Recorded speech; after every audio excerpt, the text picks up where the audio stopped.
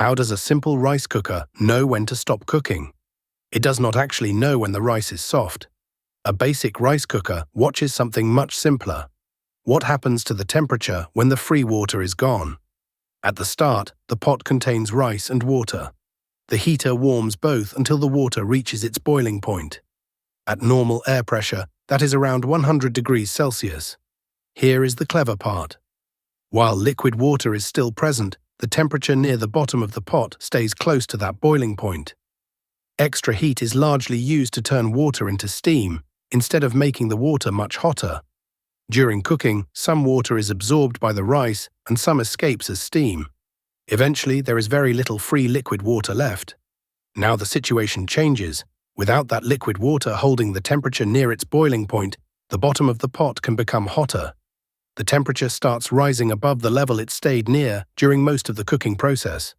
That rise is the rice cooker's signal. In a classic mechanical rice cooker, a spring-loaded temperature-sensitive mechanism sits against the bottom of the inner pot. It uses a magnet and a special magnetic material to hold the cooker in the cook position. This material is chosen so that its magnetic attraction becomes much weaker when it reaches a certain temperature. This change is related to what physicists call the Curie point, a temperature at which a magnetic material changes its magnetic behavior. As long as enough water remains, the pot stays cool enough for the magnetic mechanism to keep holding the switch in place. But once the free water is gone and the pot gets hotter, the magnetic attraction weakens. Then the spring wins. The mechanism releases with a click and moves the cooker out of full power cooking. Depending on the design, it may switch to a lower power warm mode instead of turning off completely.